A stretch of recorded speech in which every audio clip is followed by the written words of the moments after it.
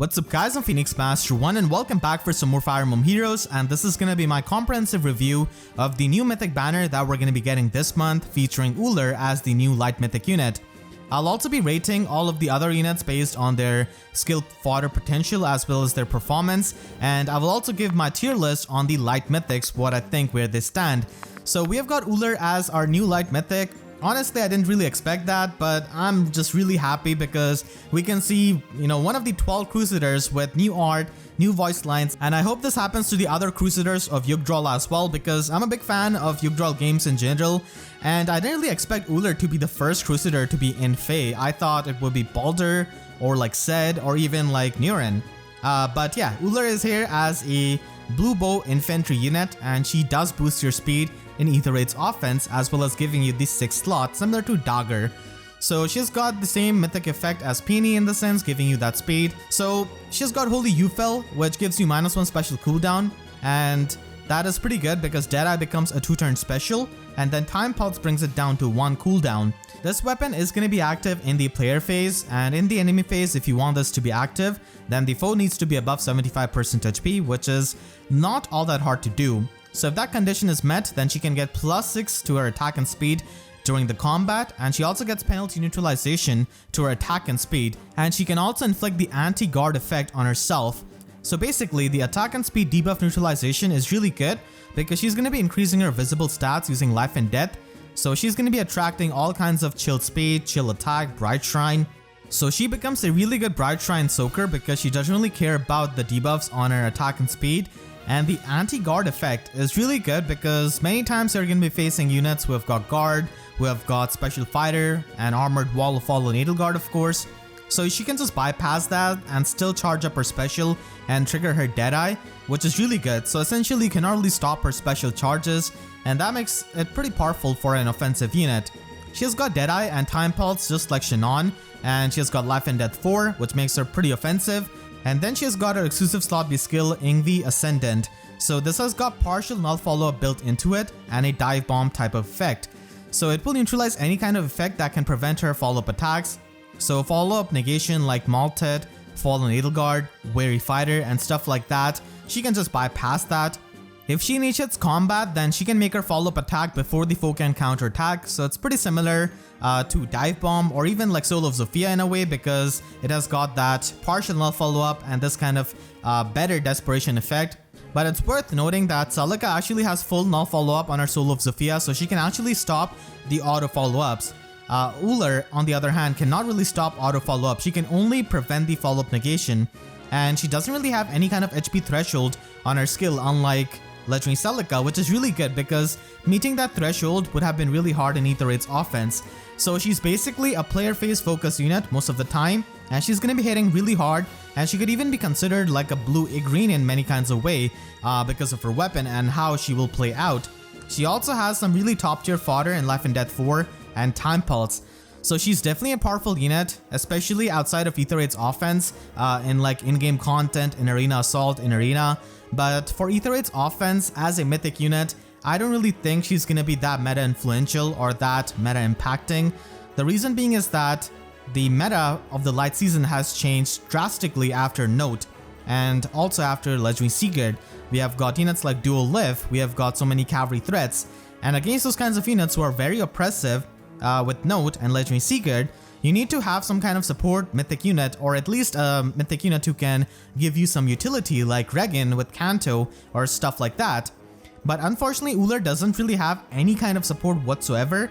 Even Dagr gives you Pathfinder, even though she herself is more of a combat-centric mythic unit. So Ullr in that comparison really doesn't give you any kind of supportive role, and the reason why most combat-centric mythic units who do not have any kind of support capability aged not that well is because they cannot get the extra stats themselves. They can only get that in the bonus season, and most of the time they're going to be lacking in the extra stats, so they cannot just take too many hits and they're going to be quite frail, and that is a big liability when you're facing oppressive teams. So she's a good unit overall, but not really that impactful as a meta influencing unit or anything like that. She's pretty tame as a mythic unit. personally. And if you have Dagr, then like Dagr is much better as a mythic unit and as a 6-slot unit in my opinion. But still, if you want to go for her, then if you really like her design, then she can be a pretty good unit that you can utilize. And if you do not have Dagr, then she can also be a unit who can open up the 6th slot. So we see her in 2 combats here actually, and I can basically try to calculate her stat spread from that. So let's move on to that and the kinds of options and build options that you can run, and then later I'll go over the tier list of the light mythic units. Alright, so here we have Ullr, and this is the stat spread which I'm expecting. 2 things which I picked up from the 2 combats which they showed us is that she's going to be having really good attack stat, easily above 40, and she's having really bad resistance because she was taking so much damage from those mages, and that is, you know, increased by the fact that she's got life and death on her base kit. So I think she's going to be ending up having a stat spread similar to this, having low resistance, very high attack and speed, and having decent defense for an archer. I think she might end up with like 30 or 31 defense, which is not that bad, but her HP isn't the highest, especially when she's not going to be getting any of the mythics buff. So that is going to be Ullr's stat spread overall. Generally, she's going to be having that kind of stat distribution. And like I said before, I don't think she's really that meta impactful, but still she's a good unit in herself as a archer, as an offensive archer, and definitely much better outside of AETHER's offense. And her fodder is absolutely top tier. You can inherit Life and Death 4 and Time Pulse at the same time, or have Life and Death 4 and Deadeye, or have Deadeye and Time Pulse at the same time. So a lot of skill combinations can be inherited at the same time, and that makes her a really top tier fodder. As for the skills that you want to run on her, I feel like Life and Death 4 is kind of risky at times in AETHER's offense because it is going to be making her a lot frail.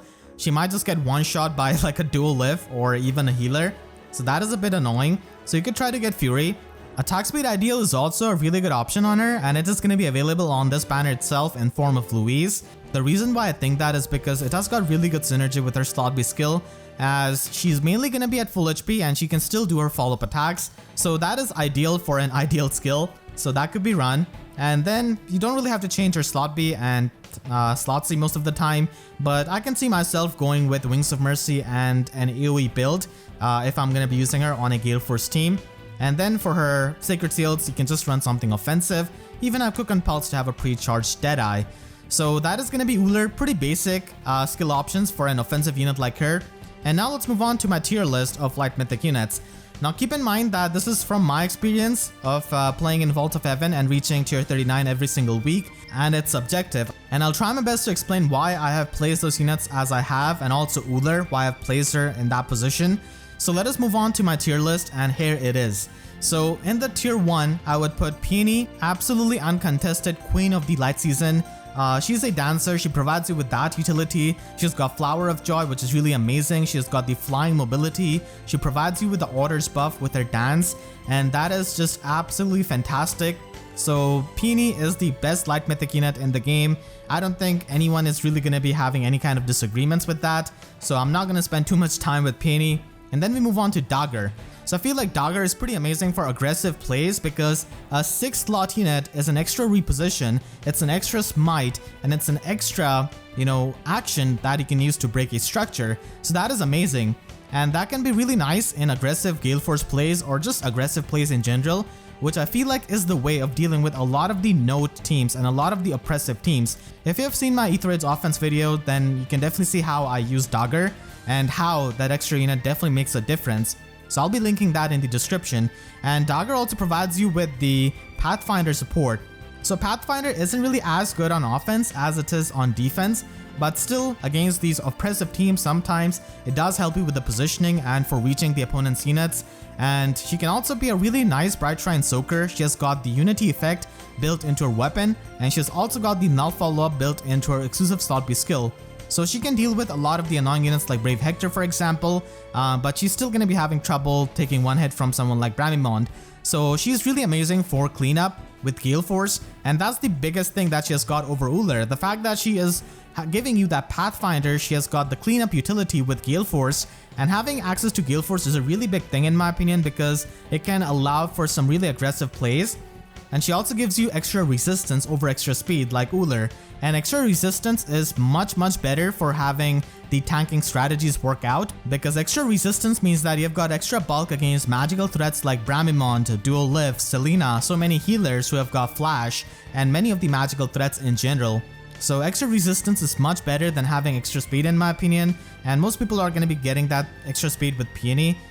So I feel like Dagr is definitely pretty amazing as a 6 slot unit. And 5 versus 7 is definitely a pretty suffering experience right now in the light season, unless you're tanking. If you're tanking, then having one less unit is not that big of a deal. I guess you're going to be missing on some mythic buffs. But for the aggressive plays, which I feel like are going to be helping you a lot more, she's pretty good. And tanking is not the best option every time against every map.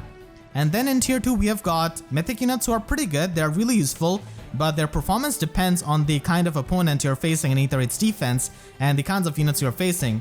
For example, Eir is really amazing with her Temari debuff, but if you're facing someone who has got odd recovery on their team, then your debuffs really don't mean anything. But even outside of that, just because Eir is a flying dagger unit, she can provide you with a lot of utility. She can inherit Disarm Trap. She can also run a cavalry effective dagger, so that is pretty good for cleanup as well, because cavalry units are going to be really common. And she can provide you with the Temari support and also the sparkling boost support in a way. So Eir can be pretty nice overall. And next up we've got Freyja. I feel like Freyja has got much better after the release of Note, because she can Gale Force off of her. If you've seen my video, I highly recommend you to see that, because I think even if you don't play Aether Raids, it is going to be pretty entertaining for you to watch the aggressive turn 1 Gale Force plays with Freyja and Gale Force units in general. So Freyja is pretty nice for that, for the cleanup, because she can run the Gale Force and she's also got good mobility of a Cavalier. And I feel like if Ullr was a Bow Cavalier with something like Canto, she would stand out, you know, much better. So Freyja can also run a Trace skill, which allows you to get Canto, which is going to be giving you further utility. And then finally we have got Mila. Mila I feel like has fallen off quite a bit, so her downfall pretty much began from release of Dancer Eldigan, which everyone got for free as a Grail unit. And then he could be run with health to increase his defense. And then we got Odd Recovery in December. And then we got Sarah with the Kia Staff. And then we got Note, who is going to be present on every single team because she was a sparkable mythic unit and can boost defense, so Eldigan is even more resilient. And then we have got the metagame with Note, Legendary Sigurd, and very oppressive teams that sometimes don't even need a dancer because their range is just so oppressive. So Mila is really not going to be isolating much, but still on the maps where she can isolate something, she's going to be a big factor of you winning that matchup. So again, like I said, it really depends on the matchup that you're going to be facing. And then we've got Ullr in the last tier because I feel like she is useful in her bonus season for sure. She's definitely a pretty good cleanup. She can take care of Fallen Edelgard, a lot of the annoying units in general, but she provides absolutely no support and really has a hard time against the turn 1 metagame in Aether Raids offense in the light season with Note, Legendary Sigurd, and all of those cavalry threats. So there she will struggle for sure because she doesn't really have a very impressive bulk. She's really good for cleanup, but that's pretty much it. She's gonna be a very player face focused unit. Sure, she can kill Legendary Sigurd, but just killing Legendary Sigurd is not enough. You need to also win against that oppressive team who has got Note and the Pathfinder and many of the cavalry threats. So you cannot really judge her capability in a vacuum against certain units like Fallen Edelgard or Legendary Sigurd or stuff like that. You need to consider the overall team that you're going to be running into, which is going to be a pretty common thing with the cavalry threats and Note. So that's why I feel like she's going to be in tier 3, and time and time again we have seen that combat mythic units in general are going to be aging up to be a bit worse than a lot of the support oriented mythic units because they're going to be unique in that aspect. And the biggest example is Altina versus Naga. Because Naga gives that Divine Fang support, she's still relevant now because Seiros is just so common. So, you know, having any kind of extra support is really good. But unfortunately, Ullr doesn't really have that. Again, I wish she was a cavalry unit with something like Canto, but she's not. So this is what I think. Let me know what you think about my tier list in the comments if you play Aether Raids a lot. And even if you don't play Aether Raids that much, this is pretty much going to be my opinion of which mythics you should try to prioritize for getting merges and stuff like that if you're just starting up. So my final verdict on Ullr is that she's a good unit for cleanup, but really doesn't stand out as a light mythic unit. She can be really good if you do not have a Dagr, but if you already have a Dagr, then I don't really feel like a need of going after Ullr, spending hundreds of orbs chasing after her, because Dagr is just much better as a 6 slot unit. And when it comes to the Mythic units in general, she is not going to be competing too well with the other existing Mythic units that we already have in the game and have been rerun many times. So now let's move on to the other units present on this banner. Legendary Dimitri is a water legendary unit, and Arid Bar can give him easy damage reduction and easy stats. It also gives him -1 special cooldown, which makes him a pretty nice Gale Force unit, as well as being able to abuse 2-turn cooldown specials. Unfortunately, Dimitri's low resistance is a big problem, because even through the damage reduction, he has trouble tanking mages, and Atrocity is definitely the biggest thing that Legendary Dimitri has got, which does impact his overall usage and overall performance. So Atrocity does give him 25% of his attack stat as true damage. And it also has Spectrum Smoke built into it. It also has the Pulse Smoke built into it, so that makes him a really good unit to just go into multiple combats, and the true damage allows him to hit really hard through a lot of the bulky units, which are otherwise going to be a big problem for Dimitri. And the damage reduction can help him with his bulk. He's also pretty fast, so that definitely adds to his potential. But unfortunately, because of the advent of Legendary Byleth, his matchups in Arena have definitely become worse because Legendary Byleth can just shred through any kind of Legendary Dimitri, so he definitely has to watch out for that unit in the water season. His fodder is really top tier, giving you Sturdy Impact and Odd Tempest. Odd Tempest is really nice for many kinds of offensive units, and it can definitely be pretty useful in Aether Raid's defense, as you can run that on Mirabilis, Seiros, and Sturdy Impact is also a really good skill to be run on units who might need some extra defense, and again a pretty nice skill for Aether Raid's defense. Overall, you can try to complete your Dimitri if you did start him in a Hero Rises banner, and that is pretty good because here also he's sharing color with Seiros as well as the new Mythic unit. Seiros is an Anima Mythic unit who can boost your attack, and she's honestly a pretty decent unit for Anima season, as she can give you the Wings of Light support, which can be really good for many of the Mythic units like Duma, Lif, and Thracier, and she can be quite bulky with Dragon Wall and her Aurora Breath. So Aurora Breath does give her the extra bulk in the enemy phase and extra attack in the player phase, and basically with the help of her weapon and Mirror Impact, she tries to make sure that she can double attack and the enemy cannot. But still, at the end of the day, she's a melee range unit, so she's not going to be as threatening as some kind of range mythic unit like Bramimon for example, but still, because she opens up the 7th slot, she can be quite useful. She does have that coveted fodder in Dragon Wall, which a lot of highly invested dragons can utilize to get that damage reduction, but not every dragon has got the high enough resistance, so if you don't really have a dragon unit who can utilize that, then Dragon Wall is really not useful to you. You're most likely going to be using her for Mirror Impact, which is a pretty good skill, but most of the time Sturdy Impact is going to be a bit better, as there are a lot more physical threats that you would need to initiate on in the player phase. Still, decent fodder overall. Legendary Sigurd is absolutely one of the best units in the entire game because of the fact that his weapon, and especially his special, is just so overtuned. In any kind of map where he's going to be present, he's definitely going to be a threat because he can increase the movement of himself and also his allies by 1. And this also includes ranged cavalry units who previously cannot get their movement increased by Legendary Azura or even by a net. But Holy Knight Aura does enable that, and it's a 1-turn cooldown special with his weapon, and you can simply run Quick and Pulse and have it pre-charged. Holy Knight Aura is quite toxic because even if Legendary Sigurd dies, he will still trigger its effect and give the extra movement buff and the attack buff to his allies, so you really have to go in and attack him first before he hits you. So many times he's used in Aether Raid's defense, so much so that he's even used outside of the win season because he's just that good of a unit, and of course in Arena he's definitely going to be a big menace. Not to mention he does have really good mix phase as well because of his weapon, giving him that auto follow up. And he can also be quite bulky on both spectrums because of the damage reduction and also his pretty decently high defense. So he's going to be a really annoying unit to face most of the time unless you initiate on him. But that's easier said than done because he can be decently bulky with his damage reduction, his weapon, and his slot A skill giving him that extra defense. So he's one of the biggest threats in the entire game, and with someone like Note, he can just make Aether Raid such a hellish mode with increasing the movement of so many cavalry units and then Note giving them that Pathfinder. So if you can grab just 1 copy of him, that's gonna be enough, and that can help you in Aether Raid's defense of course, and you can also just use him in the normal content. He's honestly a pretty good unit overall in any kind of game mode, and he does have some pretty good fodder as well. Unfortunately, you cannot really inherit attack, defense, catch, and fatal smoke at the same time. Reginn is easily one of the best Astro Mythic units along with Plumeria. The fact that she is a unit with Canto allows a lot of flexibility with your plays, Not to mention she has also got Lingathier and Seither Shell, which also contribute to her performance.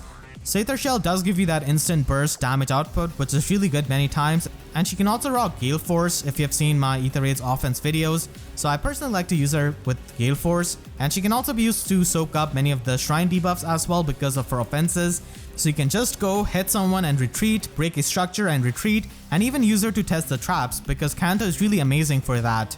So Kanto adds a lot of utility to her playstyle and just opens up a lot more options in Aether offense where she's mainly going to be used. We all do get Reginn as a free-to-play unit from Book 5, but if you want to get merges on her for Aether then this is a pretty good opportunity because we do have Legendary Sigurd sharing that color.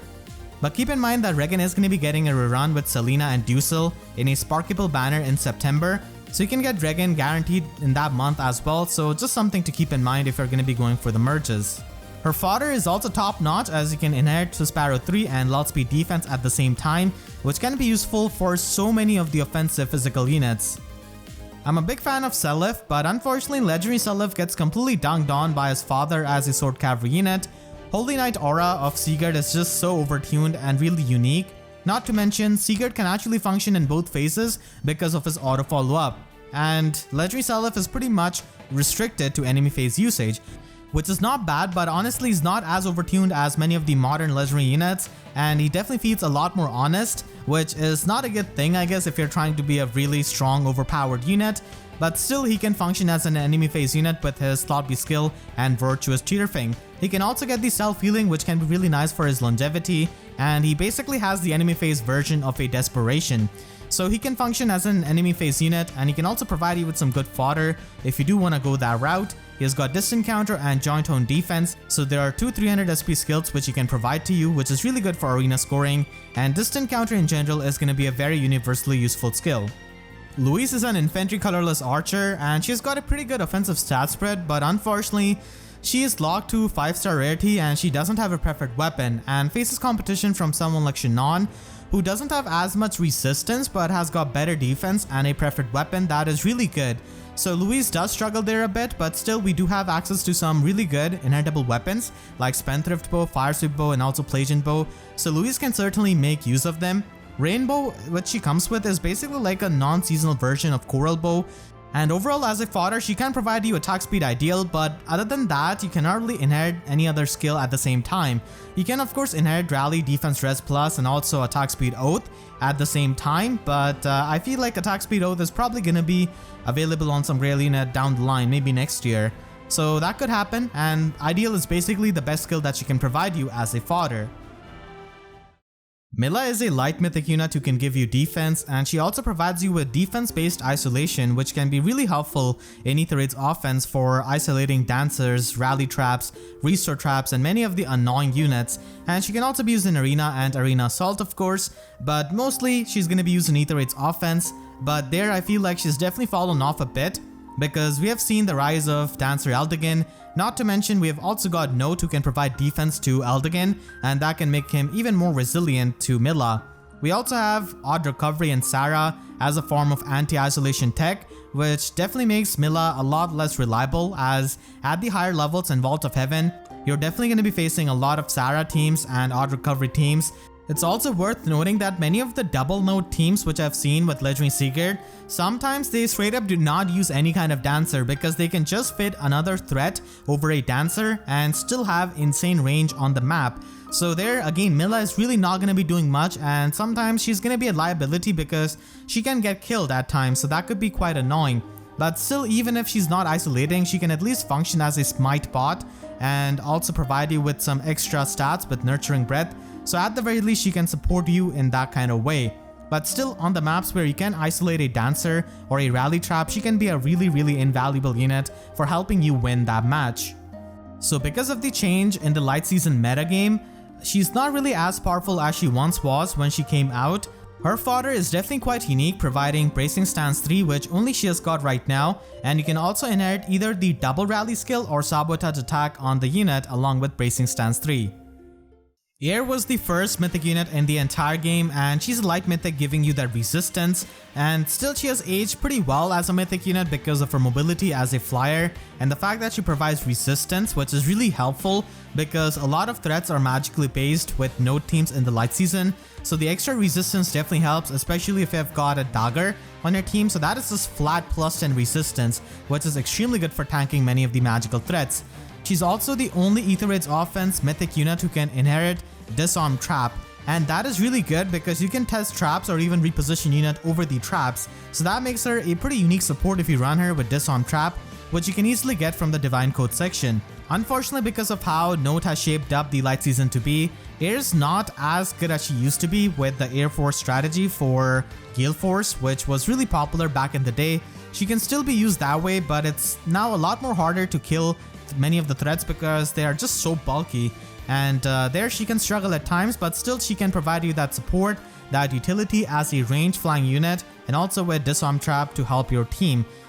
It is also worth noting that this is the only time I believe that Eir and Mila are color sharing, so that means that you can try to get some merges on the light mythic units, and that can definitely help you rank better, which can be really nice for getting some of the rank rewards because light season is extremely competitive since back in the days as well, so getting merges on your light mythic is going to be helping you if you do take Aether Raids a lot seriously and play a lot. And her fodder unfortunately is not really all that good. Susparo 2 is available on Grail units, and Mystic Boost is just available as a Sacred Seal, where it is much better used than in the slot B because there are just a lot better slot B options and it's very competitive there. So as a fodder, most people are really not going to be using her, and most of the time she's going to be merged. Pent is a very unique green infantry mage because of his weapon, which can basically provide time pulse to himself and any kind of magical allies within 2 spaces. And this weapon does stack up with time pulse in slot C and also with infantry pulse and quicken pulse. So you can definitely make a lot of the magical units quite threatening with Pent, and he himself can have a pre-charged glimmer which he can use to hit hard. Overall, Pent is a pretty good and unique green infantry mage, but still he does have competition in form of Legendary Pilot and also Young Merrick, who are pretty much going to be a better green mage when it comes to the actual combat because of the null follow-up that they have got. So they can deal with the biggest blue threat in the entire game, Brave Hector, a lot better because of their null follow-up and wind sweep shenanigans. Pent has some amazing fodder in Green Dual Infantry 4 as well as Lull Attack Resistance and Time Pulse, so he's just stacked up when it comes to fodder. And if you're looking for the best users of Green Dual Infantry, then I have a full video in depth made on that topic which you can check out in the description. Shamir is a green infantry archer with really good offensive stat line of 40 attack and 40 base speed, and she also has a really nice preferred weapon in Survivalist Bow which can give her -1 special cooldown, which makes her a potent user of Deadeye with her offenses, and it also has the conditional fire sweep effect if she's alone and if the foe is above 80% HP, so that allows her to get that fire sweep effect, and she can basically run something like null follow-up in slot B and also pressurize many of the blue threats, especially someone like Brave Hector. But being alone at times is going to be hard, especially in the hands of AI, but still she's going to be one of the better player phase units because of her offenses and her preferred weapon. She has got some really top tier fodder. She's got pretty good fodder in Attack Speed Solo 4 and Null Follow Up, but that can be found in the Divine Code section as well on Fallen Male Corrin. Yune is unfortunately the most underwhelming unit on this banner, both in terms of performance as well as fodder. So Yune as a Dark Mythic unit really gets dunked on by Triandra, who's also a Dark Mythic unit who can boost your speed, and Triandra can also dance and provide the in-combat debuff with her weapon, and not to mention she can just hit as hard as Yune, if not better, and she also has the extra speed to double many of the threats. So Triandra pretty much ends up being a better Dark Mythic unit who can boost speed than Yune, and pretty much outclasses her in most of the situations. Not to mention, Chaos Manifest is not an enough weapon in the modern age because it does give you the auto follow up and does give her extra attack, but Yune is quite frail herself and still doesn't hit the hardest. You pretty much need to have some kind of impact skill on her to ensure her survivability in many of the situations and many of the matchups.